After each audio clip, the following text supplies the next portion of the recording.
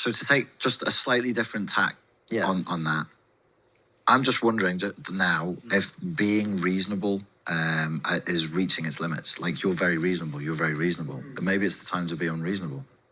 If your enemies are not reasonable, if your enemies are not listening to you, should you continue to be reasonable? You've got a very balanced, quite a kind approach. Who are my enemies, though?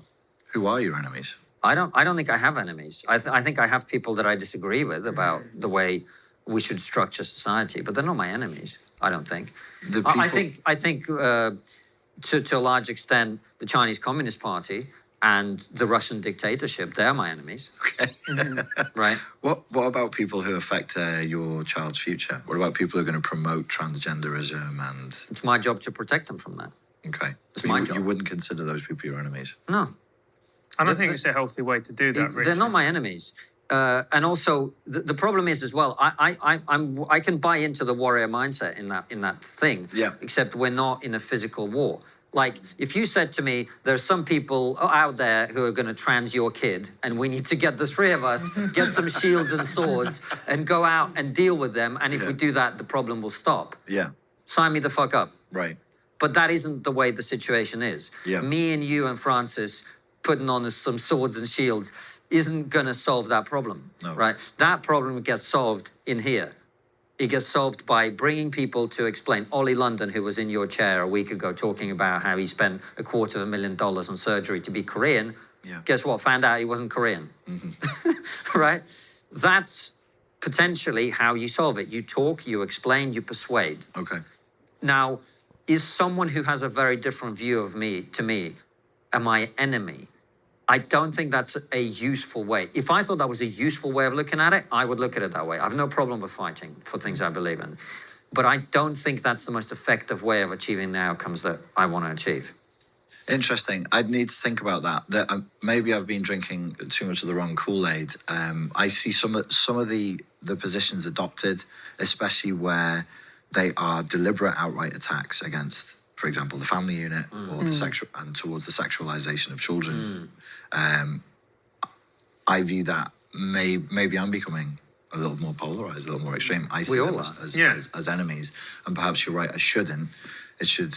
And even if they are, perhaps the weapon to deal with that is still reasoned debate, no matter whether I see them as enemies or not. I think most people, and I think it's important for every single person in this room, every single person who is watching and listening to this, to really understand this and accept this.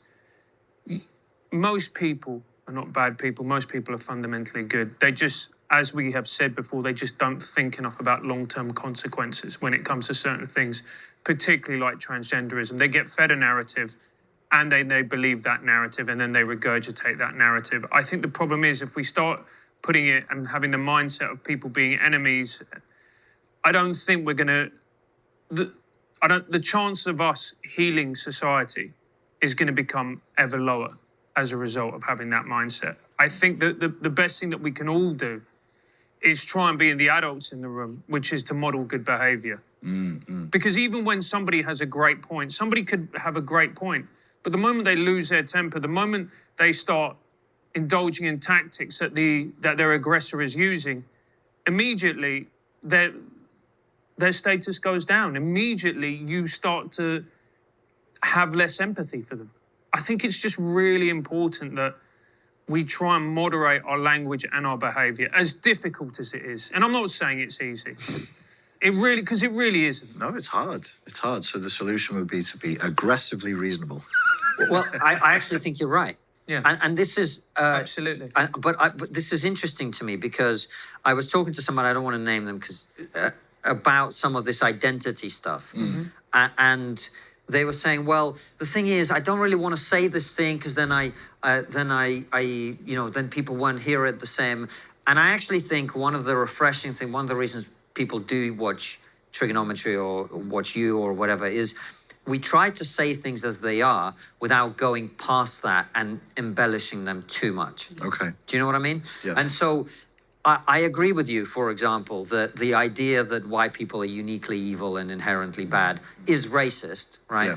But I also don't think that we live in a society in which is like white people are the most oppressed people ever. No, it's not. Which you didn't say. No, which you didn't say. But there are some people who think that way and do say that. If you made it a priority, that would be a mistake. Yeah. It's not a priority. Exactly. So the thing needs to be identified and described accurately Yeah. without going overboard and without being unreasonable about it in that way.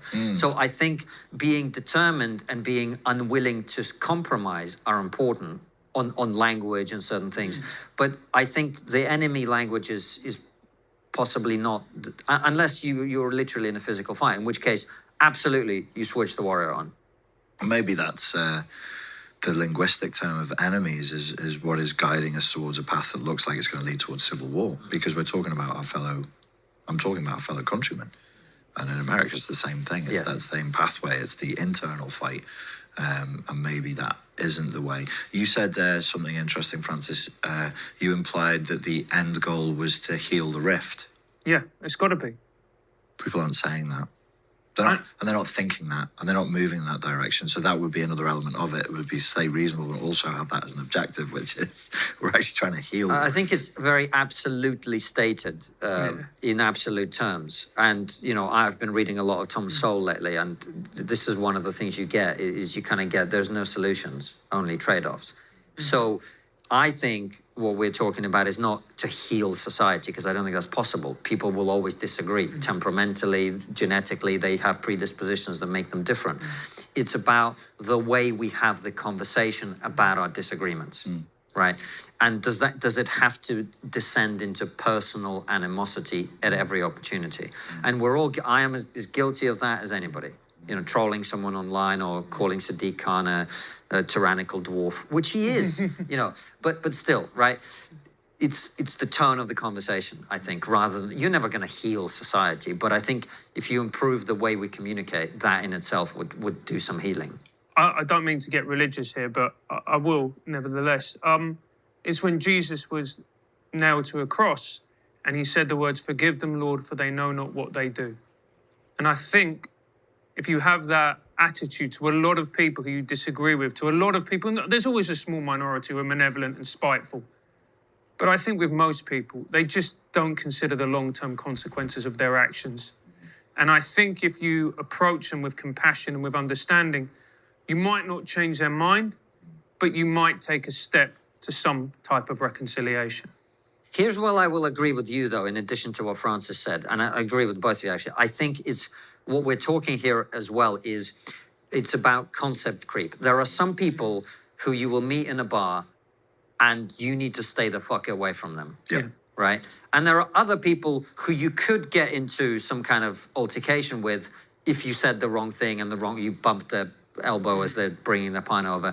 And I think it's learning to tell the difference. And I think what social media has done is it's made everyone an avatar for the guy you need to stay away from. Right. Like, that's why I think you use a term like enemy, because there's a small minority of people who are absolutely evil and are up to no good, and they're deliberate about it. Yes. But I think they are a very small minority who need to be dealt with. But I think the way to deal with them is to persuade everybody else that they're unreasonable, and we are the reasonable majority. So, and you can only really do that by more reasoned debate. That's it, isn't it? There's nothing else than that. I think so. Yeah. Unless you've got something up your sleeve. Yeah. I really don't. I've been thinking for ages, mate. I've got nothing. There's nothing there. And also, I mean, again, it's kind of like, but be that change that you want to see in the world. If you see a world that is descending into chaos and disorder and people being dysregulated and not taking responsibility, then be that person who does take responsibility.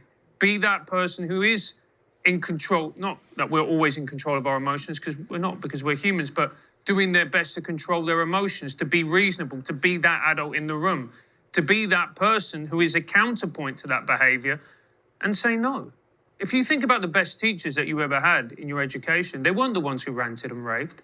They weren't the ones who went the other way and just indulged you and let this classroom descend into chaos. They're the ones who came in, who set an example, who every day did their best. And you remember them because they set an example, not the two other polar opposites. And that's, I think, what we all need to be, and certainly what I'm trying to be. I may not always get there. A lot of the time I will fall and I have my own demons like we all do. But I think that's the best way to be, to try and be that person, to aspire to that. It's interesting. A lot of that, it comes back to philosophy, which is the Greek philosophy, trying to be virtuous, trying to establish what is virtuous and aiming upward rather than allowing yourself to slide downward. Interesting. I think the reason that Francis and I are perhaps quite preachy about it, or we might come across that way, is doing what we do.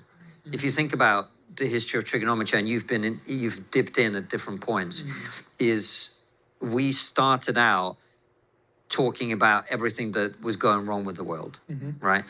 And we needed to do that because we needed to understand what was going on. And we had to talk to a lot of people. And so a lot of our conversations were like, Francis, but isn't the problem this? And me going, well, that was it. Yeah. But now as we move further, I think perhaps as the show grows and more people watch it and whatever, we also feel like we're no longer bystanders. Right. We're in the game now, so to speak. What we do, who we invite, it has a small ripple. It's just a small little ripple, but it has that ripple. And we can't pretend to ourselves that there isn't that responsibility on us. And so we're really trying to both, I think, be better people so that this opportunity that we have to bring amazing people like you on and have a discussion and not let them talk for the last 20 minutes of the interview. But we're genuinely trying to be constructive as people and as participants in this world that we live in. Yeah. And think less about, who is being cancelled and who hasn't been allowed this and that, but actually, how do we give opportunities to people? How do we create things? Rather than being two comedians who set up a podcast to complain about things that needed addressing. Yeah. What are we creating exactly? Right. So you've gone from being problems focused to very much more solutions focused. I think so. And also as well, and this is a lot of work that I'm doing on myself, looking at your own shadow. Because it's very easy to look outwards and point out the flaws in other people and go, this person's like this person's like this. Yeah, but what about you? Mm-hmm. What about what you bring to the world? Is it all good? All those are the element that you have, the shadow within yourself. What work are you doing in order to try and keep that shadow under as much control as possible and to deal with it? Yeah, I suppose it's... How much do you charge for the therapy session, Richard? We're racking up a bill, aren't we? Yeah. Mate, we spend so much money on this fucking studio, we can't afford it. Yeah. No, I think I have one of those faces. It might be my demeanor. No, it's the fact that we did that interview with you before where you interviewed us about all our psychological shit that no one has seen yet. So we feel able to share now. I'll recover that. I will recover please. it. No, I think, but I like this because I care very much about your project. I care about what you're doing. Like I told you from the beginning, like this is fantastic, and it's nice to get in there and just check, maybe even pressure check. Like what's this? What are we doing here? What's this concept? Where are we going? And to see that there is something there. There's some real thought there. Like this project worked. Some people become the victims of their own success. But if you're still growing inside of the project or growing because of the project, that's fantastic, isn't it?